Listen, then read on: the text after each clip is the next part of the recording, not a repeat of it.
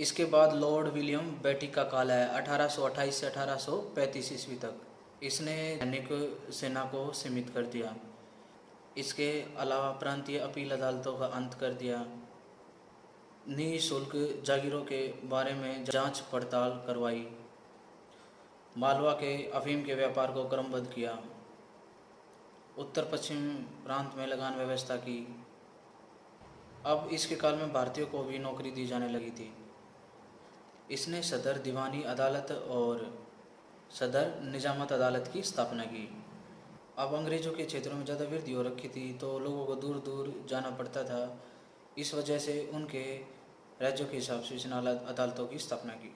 इसके अलावा 1832 में जूरी प्रणाली की भी स्थापना की। जो यूरोपियन न्यायाधीश थे वे विचाराधीन मामलों में जांच पड़ताल के लिए गांव की पंचायत की सहायता ले सकते हैं। देसी भाषाओं को अदालती भाषा बना दिया गया। कानून को कोडबद्ध ढंग से तय किया गया। इसके अलावा इसने भारतीयों को अच्छे पद देने शुरू किए जो लॉर्ड कॉर्नवालिस ने बंद कर दिए थे।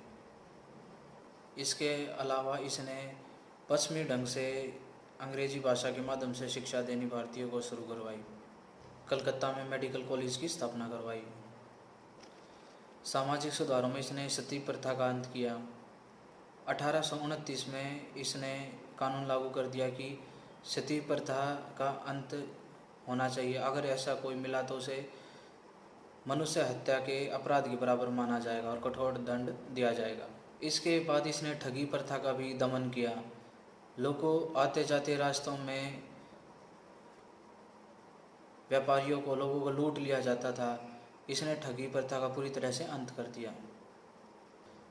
शिशु प्रथा लड़कियों की हत्या को बंद करवाया और कहा कि नाबालिग बच्चों को मारना भी अपराध है। अगर ऐसा करता कोई मिला तो उसको भी मौत के घाट उतार दिया जाएगा। इसने नरबलि प्रथा का अंत करवाया। बहुत से राज्यों में यज्ञों के दौरान नरबलि प्रथा प्रचलित थी। ऐसा करते अब कोई पाया गया तो उसे फांसी दी जाएगी। इसके अलावा इसने उत्तर पश्चिम प्रांतों में नहरों की व्यवस्था अच्छी कर दी। कलकत्ता से दिल्ली तक एक बड़ी पक्की सड़क बनाई गई। बम्बई से आगरा तक सड़क बनाना शुरू हुआ। गंगा नदी में वाष्प जलपोतों द्वारा यात्रा खोल दी गई। इसने बहुत से सुधार किए जिससे कि लोगों की आर्थिक दशा भी सुधरने लगी। इसके अलावा इसके काल में बंगाल के गवर्नर जनरलों को अब पूरे भारत का गवर्नर जनरल माना जाने लगा था। इसके अलावा 1832 में सिंध के अमीर के साथ संधि की। इसके बाद सर चार्ल्स मेटकॉफ का शासनकाल आया 1835 से 1836 ईस्वी तक। इसने सबसे पहले प्रेस से नियंत्रण हटा दिया तो अंग्रेजी कंपनी इससे क्रोध हो गई और इसे वापस इंग्लैंड बुला लिया गया। इसके बाद लॉर्ड ऑकलैंड का काल आया 1836 से 1842 ईस्वी तक। इसने दिल्ली से कलकत्ता वाले ग्रांड ट्रंक रोड की स्थापना की और मेडिकल शिक्षा के लिए इसके काल में भारतीयों को विदेश भेजा जाने लगा। इसके काल में रणजीत सिंह की भी मृत्यु हुई 1839 ईस्वी में। इसके काल में भारत में बसे अंग्रेज अपने मुकदमों की अपील अब जिला कोर्ट से सीधे सुप्रीम कोर्ट ले जा सकते थे। यह भारतीयों का अधिकार नहीं था, सिर्फ अंग्रेज़ों का था। प्राथमिक स्कूलों में भाषा का माध्यम उनकी क्षेत्रीय भाषा बनाई। बम्बई और मद्रास में मेडिकल कॉलेजों की स्थापना की। इसके काल में प्रथम अफगान युद्ध शुरू हो गया था 1836 से 1842 ईस्वी तक। तो इसमें अंग्रेज़ों को बहुत नुकसान हुआ तो इसे कंपनी ने वापस इंग्लैंड बुला लिया। इसके बाद लॉर्ड एलनब्रो का शासनकाल आया। इसने आते ही प्रथम अफगान युद्ध का अंत किया। इसने सिंध को अंग्रेजी राज्य में मिलाया। इसके काल में ग्वालियर से युद्ध हुआ। जनकनी सिंधिया 1843 में मर गया था। इसका पुत्र अल्पवयस्क था, इसलिए एक रेजिमेंट नियुक्त की गई। तो कुछ समय बाद रेजिमेंट में त्रुटियां पाई गई, इसलिए इसे हटा दिया गया। तो सिंधिया की सेनाओं ने युद्ध शुरू कर दिया और उनको हराया गया। इनके हराने के बाद इनकी सेना में कटौती कर दी गई। 9000 से ज़्यादा सैनिक नहीं रख सकते थे और ब्रिटिश काउंसिल के अनुसार ये कार्य करेंगे। इसका शासनकाल 1842 से 1844 ईस्वी तक रहा। इसके बाद 1844 से 1848 ईस्वी तक लॉर्ड हॉर्डिंग का शासनकाल आया। अभी भी कई राज्यों में नरबलि प्रथा चल रही थी। इसने बड़ा कठोरता से नरबलि प्रथा का दमन किया। इसके अलावा सरकारी नौकरियां उनको देने का फैसला किया जो अंग्रेजी भाषा जानते थे। इसने नमक कर में भी कमी कर दी, कई चीज़ों से चुंगी कर हटा दिया। इसके शासनकाल में प्रथम सिख युद्ध हुआ 1845 से 1846 ईस्वी में। रणजीत सिंह पंजाब का शासक था। इसने 1797 में राज्य की अपने पंजाब राज्य की बागडोर अपने हाथ में ली और पंजाब की ज़्यादातर मिसलों को हराकर अपने अधीन कर लिया और अपना एक साम्राज्य तैयार किया। इसने लाहौर को 1799 में जीत कर अपने अधीन कर लिया, फिर पटियाला, फिर अमृतसर।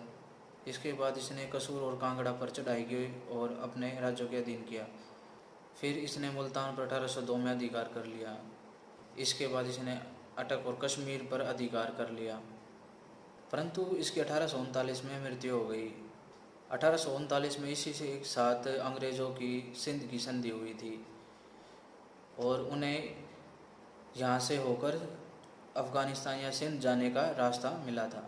रणजीत सिंह एक अच्छा शासक था, परंतु इसकी 1839 में मृत्यु हो गई। इसके बाद इसके उत्तराधिकारी अयोग्य थे, वे इसके राज्य को नहीं संभाल पाए और कुछ ही सालों में इसके राज्य का अंत हो गया।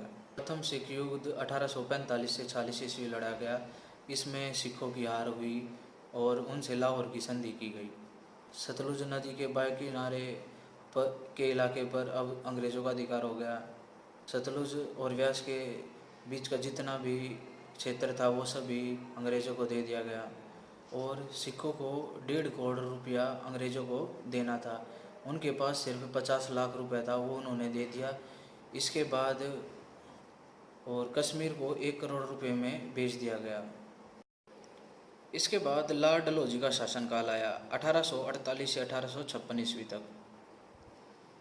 इसने राज्यों का विलय अंग्रेजी राज्य में करना शुरू कर दिया। सबसे पहले इसने पंजाब पर आक्रमण करके 1849 ईस्वी में दूसरे सिख युद्ध में सिखों को पराजित किया और उन पर अधिकार कर लिया। सिखों से कोई नूर हीरा लेकर महारानी विक्टोरिया को भेज दिया गया और इसके पंजाब का विलय अंग्रेजी राज्य में कर लिया गया। महाराजा दलीप सिंह को माता जिंदन के साथ लंदन भेज दिया गया। इससे पहले 1848 में सतारा का विलय भी अंग्रेजी राज्य में कर लिया गया था। फिर सबलपुर 1849 में उत्तराधिकारी के अभाव में इसको भी अंग्रेजी राज्य में मिला लिया गया।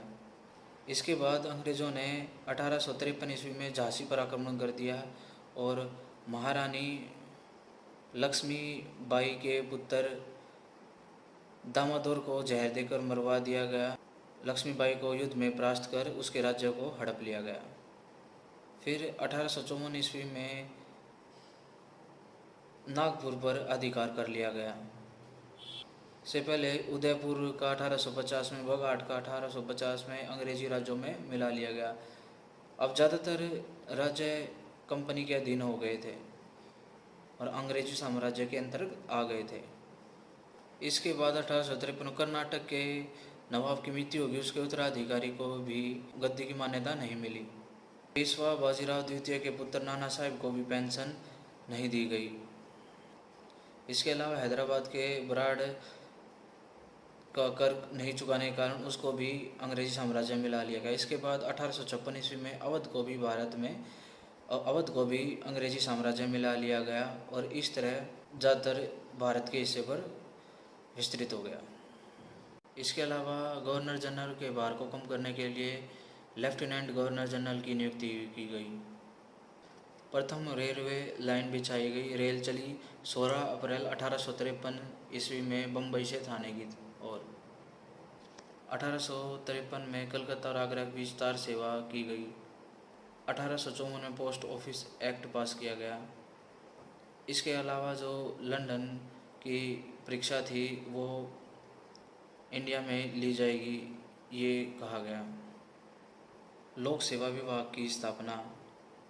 नागरिक सेवा हेतु फर्स्ट टाइम एग्ज़ाम शुरू हुए।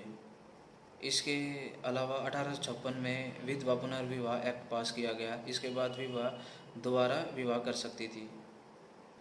गंगा नहर का कार्य पूरा किया गया और उसको खोला गया। गोरखा रेजिमेंट का निर्माण किया गया। इसके अलावा शिमला को गर्मियों की राजधानी बनाया गया।